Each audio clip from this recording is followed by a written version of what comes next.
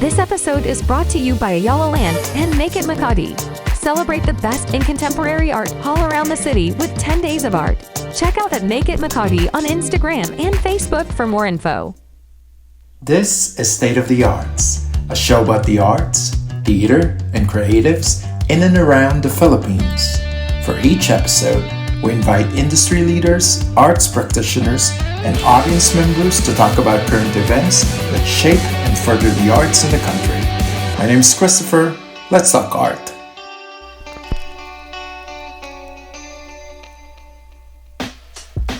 February celebrated as National Arts Month here in the Philippines. Throughout the month, the city will come alive with exciting arts events, including well-known ones like Art Fair and Pasinaya. But aside from that, we're also celebrating the passing of the Creative Industries Act, which is a big one and a big win for Filipino creatives. And there's no better way to explore the impact of this bill than with the author himself, the Honorable Congressman Christopher de Venecia. Hi, Toph. Hi, Welcome Chris. back to State of the Arts. Thanks for having me, and course. happy Arts Month. Happy Arts Month. Yeah. I know, right? The last time you were here, we were discussing about the freelancers bill. I know it's passed through Congress, and Yes. now it's waiting in Senate. Yeah. Can you tell us more about this and where it's headed? Yeah, so we're hoping that the Senate would prioritize it, so they have to pass it on their end. And then we meet in a bicameral conference to reconcile the differences, and then hopefully transmit something to Malacanang for the president to sign. I think it's important to note that the president, in his first State of the Nation address, mentioned that we need to support and protect our freelancers. That's good. Yeah. So there is a strong policy pronouncement now. Congress has to adjust. Do you think that the freelancers bill was really a birth from the pandemic? You know what? We had been tackling the freelance bill even before the pandemic, but COVID really revealed Right. the vulnerabilities of the freelance industry. A lot of our creative workers were displaced from their jobs. And so now more than ever, we need a freelance law Correct. to be enacted. Yeah. So we're hoping for the best. Okay. And I think for the viewers who are hearing about this for the first time, it's really about institutionalizing the act of entering into a contract between two parties. It's protection for both That's the right. freelancer and the hiring party. It also defines what are the acts of violation, Sure. whether it's late payment, changing the terms of payment, retaliating against an employee or a freelancer if they cooperate in some kind of investigation. So after defining those acts of violation, then it provides for civil penalties up to 1 million pesos. Wow. Okay. So kung ikaw si employer or hiring party, just follow the contract That's and right. pay the freelancer on time if you don't want to go through all this litigation and having to pay 1 million. And it also creates a window in the BIR so that freelancers can register easily That's right. and formalize themselves into the formal economy. That's right. Well, that's exciting. But as we are waiting for the passage of that, and hopefully soon, Yeah. I know something more exciting had just recently passed into law, and you are very responsible for it. So congratulations for this. It's the Creative Industries Act. So I know it's huge. And now that we're talking about the Arts Month, we're trying to celebrate all the creatives. What do you think the impact of it would be? Okay, well, the Philippine Creative Industries Development Act, or PCIDA for short, its formal label is RA Republic Act 11904.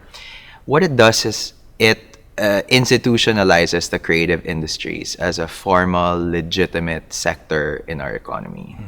So it defines what it is, who belongs to it. There are about 73 plus creative industries that were determined in the law, and we aggregated them into 9 sectors or domains, including the performing arts, which is closest to my heart. And it creates a new government agency that's attached to the Department of Trade and Industry called the Philippine Creative Industries Development Council. And its mandate is basically to come up with a plan on how to develop the sector in the short, medium, and long term.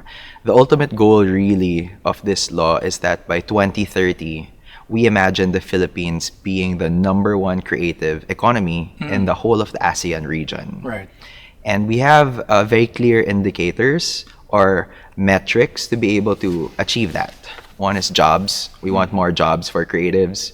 We want to generate more revenue in the creative industries. We want to generate more exports, both of goods and services. We're very strong in exporting our services because we're a service-oriented nation. Right. We want more investments in the creative industries coming in through foreign direct investment. And we want to develop and expand the markets of each of the creative industries.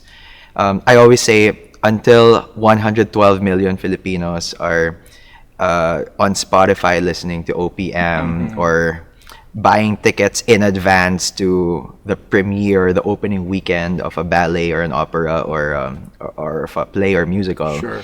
or attending all the art shows, art fair, art in the park, or trade fairs for fashion or supporting craft. Until that is achieved, then we're not there yet in terms of developing the market. And finally, really, it's to generate more Filipino intellectual property. Meaning to say more original Filipino content Right. that we can proudly call our own, that we can export and sell to the global creative market until such time that our ballets and our plays are being licensed by foreign Other firms countries, and being performed abroad, translated into their own dialects, their own languages, then we're not there yet. Sure. So this is like the big picture goal of this law. And of course, there are a lot of different programs and policies that are institutionalized, codified in the law. But it doesn't mean that DTI, in partnership with the Creative Industry Council, can come up with new programs that will advance the creative sector forward. In fact, a lot of new projects, programs, activities will be launched this year. So I'm very excited about Yeah. that. Well, I think it's a given that Filipinos, our creatives, are some of the most talented in the world. Yeah. The passage of these acts, so why do you think it took so long? I think there was a lot of confusion about creative industries. As somebody who had been working in the sector since I was in college. Right. Because, I mean, as I was a student, I was also a columnist for the Philippine Star. Okay. And I was also contributing articles to all these magazines. So I was already working in the creative industries. Plus, I did children's theater with Repertory Philippines, in my third year of college. So I had been working in it, but we never really referred to it as the creative industries. Okay. While this term had been mentioned by, foreign governments, most especially, the UK, which is, I would say, a global leader in the creative industry sector. It was not only till the last 5 years that we started talking about it here in the country. Right. And the initial impression always of creative industries is that, is that the arts? Like, arts is just one of many that are included in this Right. sector, because there's also science and technology. There's a Okay. lot of innovation sectors that are within the pipeline. There's also design, which, from fashion to furniture to architecture to urban planning, that's also very much part of it. And then you have digital, you have Sure. tech, Of course. you have software, game development, artificial intelligence, augmented reality, virtual reality.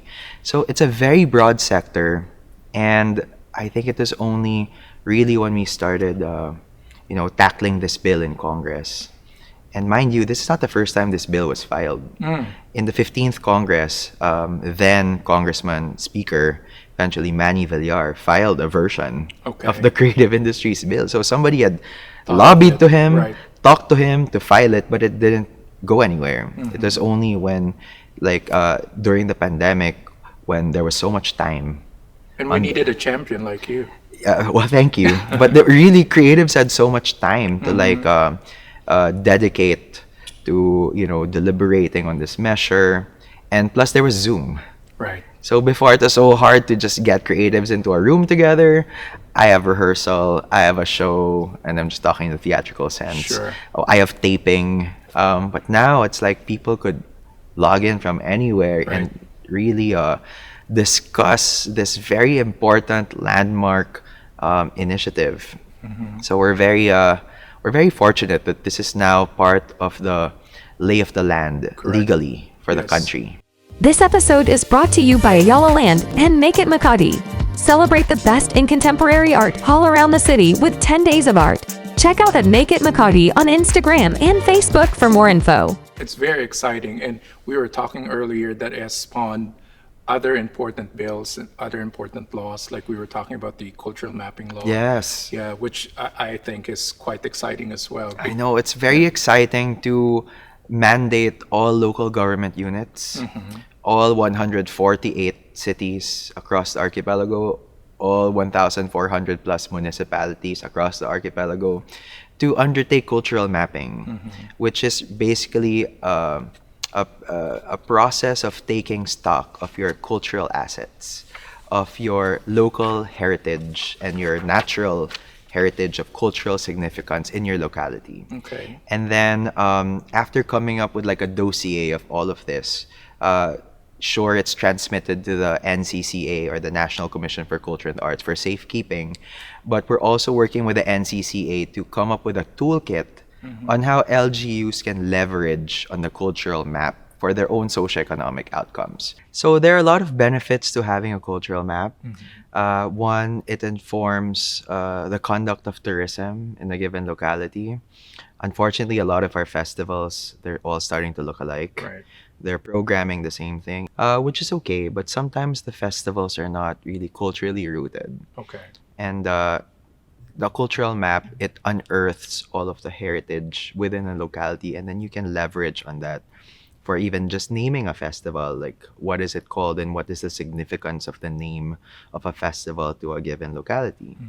Even small businesses can leverage the cultural map insofar as naming their restaurants, their cafes, naming their signature blends for their lattes, even pasalubong centers, and stuff that you would find in the community can really benefit from having a cultural map and knowledge of the culture and the heritage on which they stand. Okay.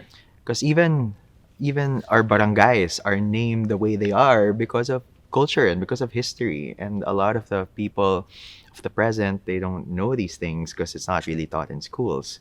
And that's a good segue to another benefit of the cultural map. It informs the conduct of cultural education in a community. I think all students should know why their cities are called the way they are. I am based in Makati when I'm here in Metro Manila. I don't know why it's called Makati. Right. You know what I mean? Or I don't know why my barangay is called the way it is. And so there are a lot of really positive outcomes that can be leveraged if an LGU has successfully undertaken a cultural map. And it's also a way of just getting the community to come together. Cultural mapping is a community-based exercise. It's the teachers, the students, the senior citizens who are like the holders and keepers of our culture and our heritage. They all come together and they produce this document that will last for years and centuries to come. So I think that's so important. And finally, this cultural mapping bill is a law, and we're excited to be able to implement it across the country. Is that one of the reasons why Iloilo was recently included in UNESCO's cultural heritage list? Right. Well, if Iloilo had a cultural map, I'm not sure if they do. It certainly will empower LGs to apply to the UNESCO Creative Cities Network. This is a program that started many years back. Okay. The first city in the country that successfully qualified to the UNESCO Creative Cities Network is Baguio. Baguio City for the category of craft and folk art. This was in 2017. Okay. 2 years later, and this is every other year when cities across the world can apply. Okay. It's very tough to get in. 2019, Cebu launched an application for the design category because, of course, all the Kenneth Cobon Pues, Vito Selmas all hail from Cebu, right? And they were successful. 2021, it was pandemic. We fielded 2 cities to the network, but unfortunately, because of the prioritization of LGUs, then it was really about just making sure people would survive, right? Okay. Would have food on the table and Sure. wouldn't die from the pandemic. The Philippines was unsuccessful. 2023, we fielded one really strong application. Actually, they were one of the unsuccessful ones in 2021, but they didn't give up. Right. They pursued the application, and we have our first UNESCO Creative City of Gastronomy in the country. So that's Iloilo City. That's Yay, known bok choy. for bok choy, right? And all the food, and of course, all these cities are like, well, we can be UNESCO Creative Cities for gastronomy too. Right. Like in Dagupan, we have Bangos. Sure. You have the Bagnet in Ilocos. You have the Sisig in Pampanga. We have so many culinary centers across the country, but perhaps their LGUs weren't aware that this UNESCO Creative Cities network exists. And so that's something that, going back to the creative industry law, we also institutionalize what is known as the Philippine Creative Cities Network, Okay. which is really an initiative to empower all local chief executives, mayors, governors, to be able to understand creativity and how they can support their local creatives Okay. and work with them towards their own socioeconomic agenda and outcomes. Yeah. You're talking about the cultural map earlier. You can also leverage that for proper branding. True. And Yep. I think it's important because the president, in his first State of the Nation address, talked about a country brand in which tourism and creative industry should work together to come up with a brand that which the Philippines can be known by our global counterparts. But a country brand should also be distilled down to the local level. And so each city should also have their own brand, because having a good brand can help you with leveraging for investment and even for tourism. Sure. So when you say, Bacolod is the city of smiles, or Baguio is the city of pines, like, what does that mean? Right. And how can you use the brand, maybe work with advertising, work with, the communication design, graphic design sector, work with the creatives in your community to come up with a brand that will push your city or municipality forward.